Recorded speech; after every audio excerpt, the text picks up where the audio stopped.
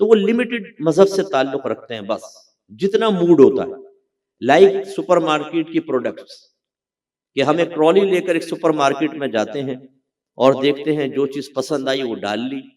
جس چیز کے بارے میں ضرورت محسوس ہوئی اس کو لے لیا، باقی سب کو چھوڑ کر باہر آ جاتے ہیں، بل پے کیا، اپنے گھر واپس آ گئے۔ ایسے ہی ہم نے مذہب اسلام کو بنا لیا ہے۔ ہم زبان سے نہیں کہتے لیکن زبان حال سے کہتے ہیں، ہماری حالت بتاتی ہے، کہ گویا کہ ہم قرآن کو یہ ایک آفر کرتے ہیں، کہ ڈیل کرتے ہیں قرآن کے ساتھ، کہ اپنی چیزیں ہمارے سامنے پیش کرو۔ ہم حدیث سے کہتے ہیں پیش کرو، ہم اللہ سے کہتے ہیں کہ ہمیں احکام بتا، اے رسول سے کہتے ہیں آپ ہمیں احکام بتائیے، ہم نیک لوگوں سے کہتے ہیں ہمیں بتاؤ، پھر ہم پسند کریں گے کہ ہم کس چیز کو اختیار کرنا چاہتے ہیں اور کس کو نہیں۔ جو پسند آیا لے لیا، جو پسند نہیں آیا چھوڑ دیا۔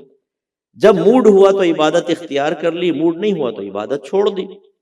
موڈ ہوا تو تقوی اختیار کیا، اور موڈ نہ ہوا تو صغیرہ کبیرہ ظاہری باطنی گناہوں میں ایسے دلیری کے ساتھ مشغول ہو گئے کہ دیکھنے والا اس شش و پنج میں مبتلا ہو جائے کہ مسلمان بھی ہے یا نہیں۔ اسی لیے ہمارے گھروں میں آپ دیکھیں کہ کسی بھی گھر میں مسلم گھرانہ ہے، کسی بھی سے مراد میں اکثر کی بات کر رہا ہوں، اچھے گھرانے بھی ہوں گے، یقینی سی بات ہے، اکثر مسلمان گھرانوں میں مکمل شریعت آپ کو نظر نہیں آئے، اور اس کی بنیادی وجہ یہ ہے کہ ہم نے شریعت کو سیکھنے کی کوشش ہی نہیں کی۔